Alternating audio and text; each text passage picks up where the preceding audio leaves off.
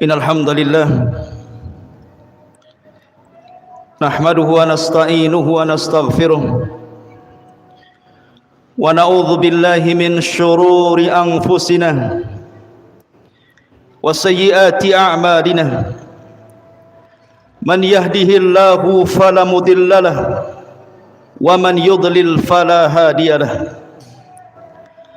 Asyhadu an la ilaha illallah wahdahu rabbi la syarika lah wa asyhadu anna Muhammadan abduhu wa rasuluhu alladzi la nabiyya ba'dah.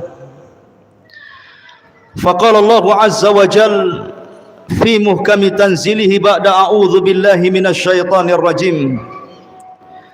Ya ayyuhalladzina amanu taqullaha haqqa tuqatih wa la tamutunna illa wa antum muslimun. Ya ayyuhan nasu attaqu rabbakumul ladzi khalaqakum min nafsin wahidah wa khalaqa minha zawjaha wa batha minhuma rijalan katsiran wa nisaa wattaqullaha alladzi tasaaluna bihi wal arham innallaha kana 'alaikum raqiba. Fa inna asdaqal hadithi kitabullah wa khairal huda huda Muhammadin sallallahu alaihi wasallam wa syarrul umuri muhdatsatuha wa kullu muhdatsatin bid'ah wa kullu bid'atin dhalalah wa kullu dhalalatin finnar. Ajaranillah wa iyyakum minal bid'i wadh dhalalati wan nar. Amma ba'du. Ma'asyiral muslimin, usikum wa nafsi bitaqwallah.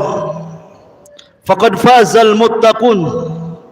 Fa usalli wa usallimu ala sayyidina Muhammadin wa ala alihi wa sahbihi ajmain.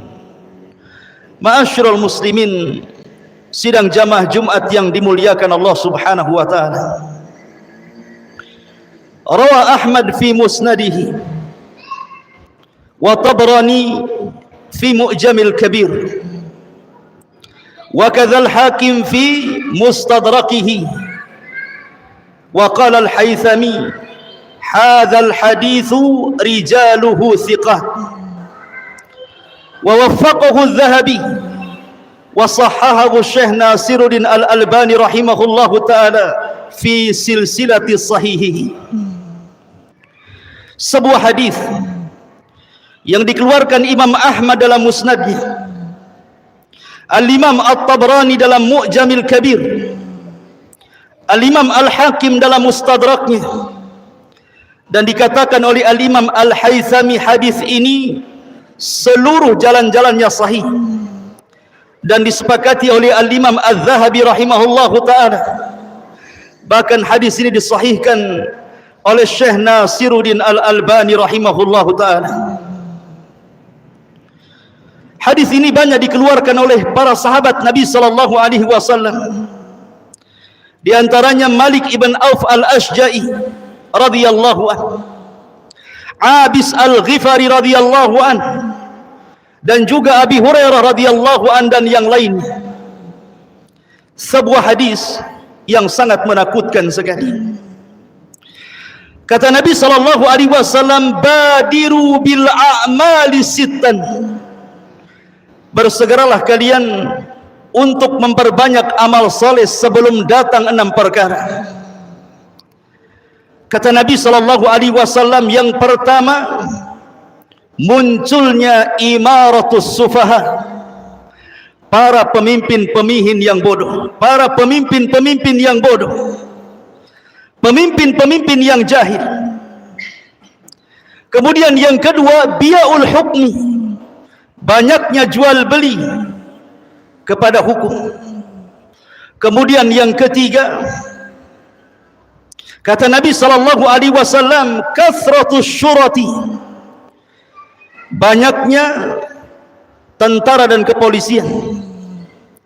Kemudian yang keempat, istighfafan bidami, murahnya darah manusia.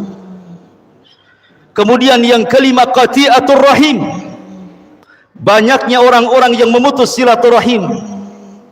Dan yang terakhir, nashwan yattakhidunal qur'ana mazamir, anak-anak muda yang mengambil Al-Quran sebagai nyanyian. Yuqaddimuna ar-rajula laisa bi'a'lamihim wala afqahihim walakin liyughanniyahum. Mereka mengedepankan seorang laki-laki bukan karena kealimannya, bukan karena kefakihannya, hanya sekedar memiliki suara Al-Quran yang indah hanya untuk bernyanyi untuknya. Ma'asyiral muslimin yang dimuliakan Allah Subhanahu wa ta'ala, hadis ini adalah alamat min alamati nubuwah, tanda dari tanda-tanda kenabian Nabi sallallahu alaihi wasallam. La yantiku anil hawa in hiya illa wahyun yuha. Nabi sallallahu alaihi wasallam tidak pernah berucap dengan hawa nafsunya, tapi dia berbicara dengan wahyu yang diwahyukan kepadanya. Ma'asyiral muslimin yang dimuliakan Allah Subhanahu wa ta'ala, 6 perkara ini sudah terjadi hari ini. Apa yang dikhawatirkan Nabi sallallahu alaihi wasallam 14 abad yang silam dengan sabdanya badiru bil amal, bersegera kalian untuk melakukan amal saleh, amal kebaikan dan kebajikan sebelum datang 6 perkara. Ini Rasul bersabda 14 abad yang silam. Kemudian kata Nabi sallallahu alaihi wasallam, yang pertama imaratus sufaha. Dalam riwayat Abi Hurairah radhiyallahu an, imaratus sibyan, pemimpin-pemimpin yang berakhlak seperti anak-anak. Akan muncul kata Nabi sallallahu alaihi wasallam para pemimpin yang jahil atau para pemimpin yang berwatak seperti anak-anak. Lihat anak-anak, mereka hanya bermain-main, kemudian makan, kemudian minum, menghabiskan syahwatnya, kemudian tidur. Jifatun bil laili wa himarun bin nahar, kata Rasulullah. Bangkai di malam hari dan keledai di siang hari. Bangkai di malam hari artinya mereka nyenyak tidur. Wa himarun bin nahar, dan keledai di siang hari karena mereka tidak memiliki pengetahuan bagaimana untuk memajukan bangsa dan negaranya. Tujuan mereka hanya sekedar syahwat dunia saja. Sebagian para ulama mengatakan, ketika memberikan catatan imaratus sufaha, akan muncul pemimpin-pemimpin yang jahil. Artinya pemimpin-pemimpin yang tidak kembali kepada sunnah Rasul, tidak kembali kepada petunjuk Nabi sallallahu alaihi wasallam. Sehingga dalam hadis yang lain Rasul sallallahu alaihi wasallam mengatakan akan muncul at-tafi, dalam riwayat al-fasik, orang-orang jahil dan orang-orang fasik, yatakallam fi amril amah, yang berbicara soal kemaslahatan orang banyak, padahal dia fasik, padahal dia jahil. Ma'asyiral muslimin yang dimuliakan Allah Subhanahu wa ta'ala, dan hari ini sudah menyebar. Bagaimana munculnya para pemimpin-pemimpin yang hanya menjadikan jabatannya itu adalah ghanimah bagi dia. Sebagaimana dalam hadis yang lain, al-amanatu ghanimah, dia jadikan amanah itu seperti ghanimah, harta rampasan perang bagi dia. Seolah-olah aji mumpung dia menjabat, maka dia bisa apa saja melakukan dengan jabatannya untuk meraih kenikmatan dunianya.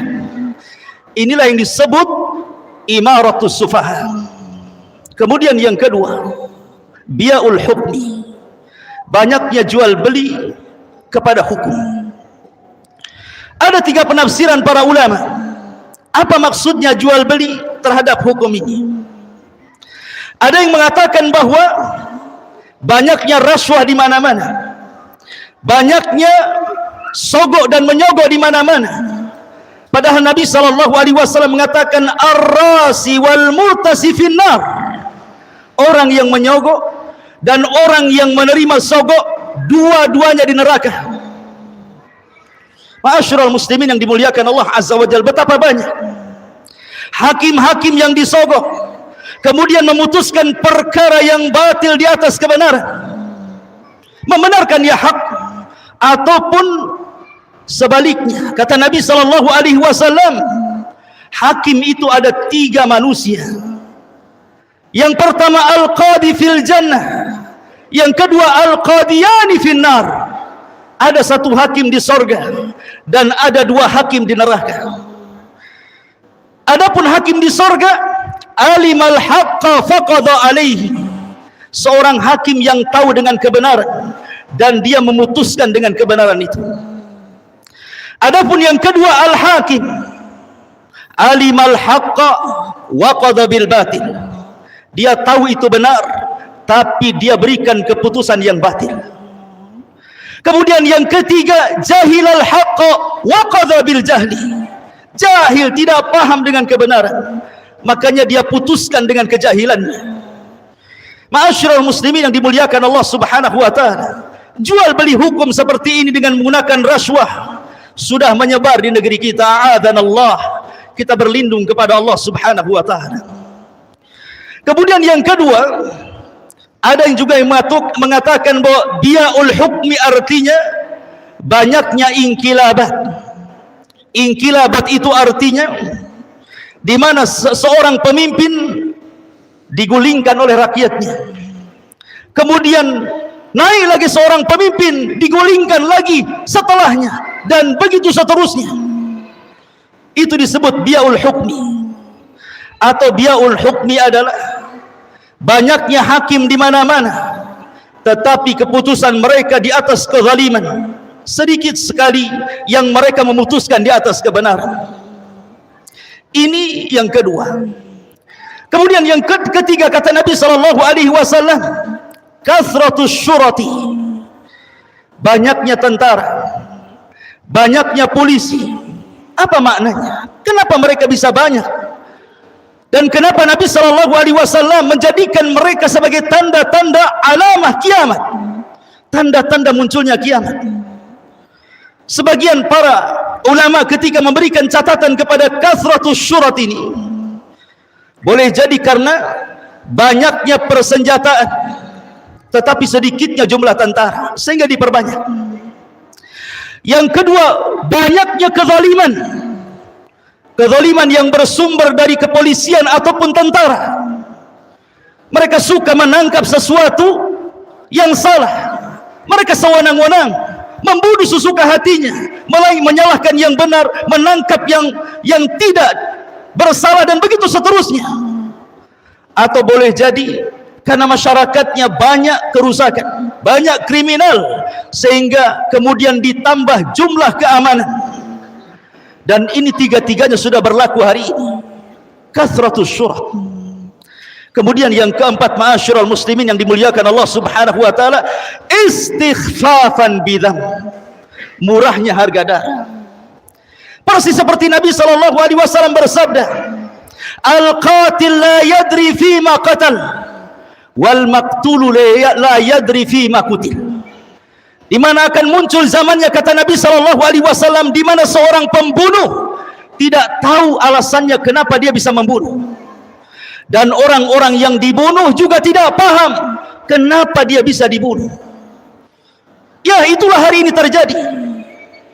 Pembunuhan itu dibolehkan kalau di atas kebenaran, seperti seseorang membunuh maka terjadi qisas. Tapi hari ini darah manusia terasa ringan, seolah tidak ada harganya. Hanya gara-gara soal warisan, saudara dengan saudaranya saling membunuh. Hanya gara-gara soal lahan, saudara kaum muslimin membunuh saudaranya kaum muslimin yang lainnya. Hanya gara-gara uang sedikit, seorang bisa membunuh. Ini terjadi hari ini. Ataupun yang kedua, tadi' ad-dam, tidak ada balasan kepada para pembunuh. Betapa banyak orang-orang yang membunuh tetapi dia bisa melenggang dan tidak ada hukuman di dunia. Dan ini sudah terjadi. Ma'asyiral muslimin yang dimuliakan Allah Azza wa Jal. Ataupun mungkin dikarenakan bencana-bencana yang kemudian merenggut bukan hanya satu, bahkan ribuan jiwa, dengan adanya gempa, dengan adanya tsunami, dengan adanya angin puting beliung atau yang sejenisnya, banyaknya kematian. Ma'asyiral muslimin yang dimuliakan Allah Subhanahu wa taala. Ini yang keempat. Kemudian yang kelima, kata Nabi sallallahu alaihi wasallam, wa qati'atur rahim, mudah memutuskan silaturahim. Anak durhaka dengan orang tuanya, saudara tidak kenal dengan saudaranya yang lainnya, hanya gara-gara warisan, tidak ada lagi kekerabatan.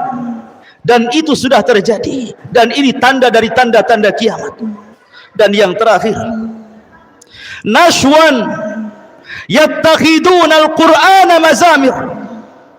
Anak-anak muda yang mereka hanya mementingkan suara Al-Quran, hanya untuk supaya didengar suaranya, bukan untuk diambil kehusuannya, bukan untuk ditadaburi makna-maknanya, bukan untuk diamalkan isinya, hanya sekadar saut suara saja.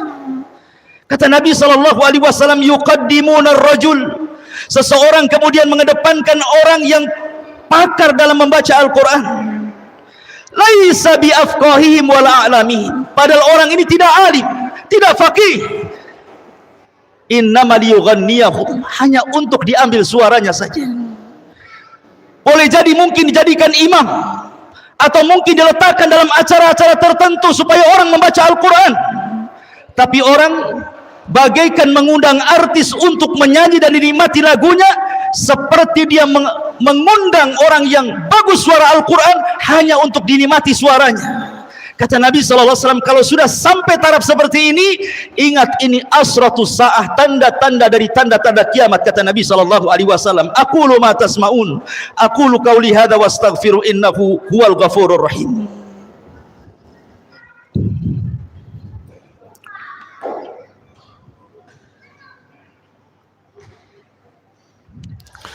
Bihamdillahi wassalatu wassalamu ala rasulillah wa ala alihi wa sahbihi wa mawalah wa la hawla wa la quwata illa billahi wa ba'd.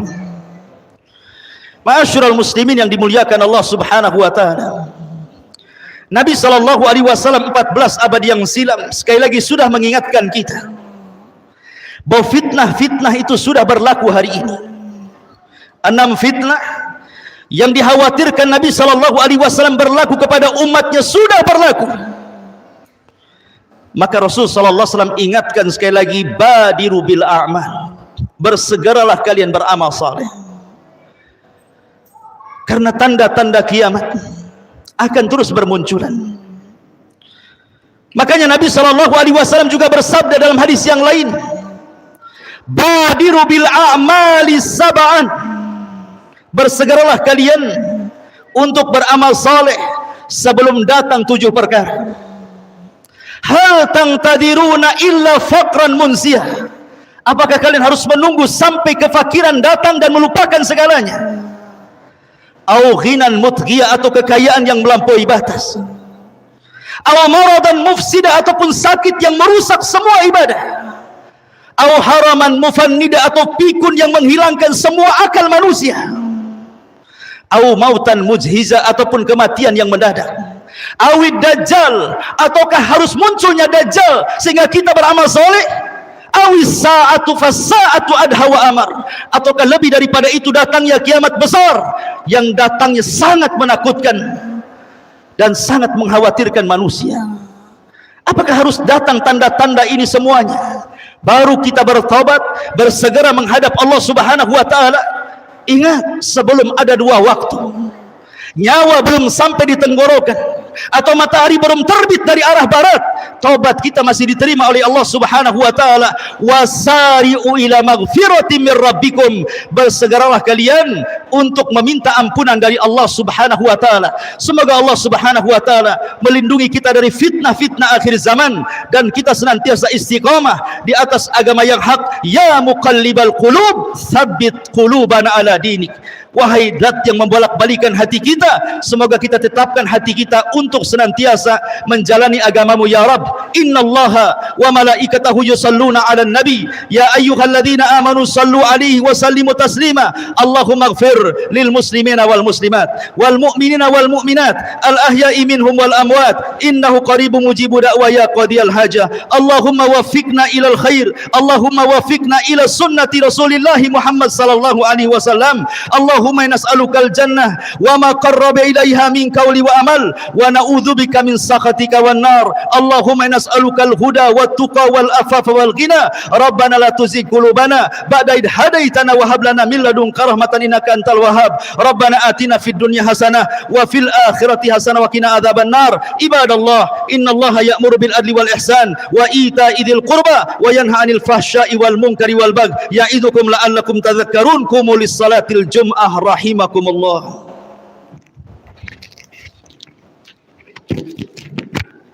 Allah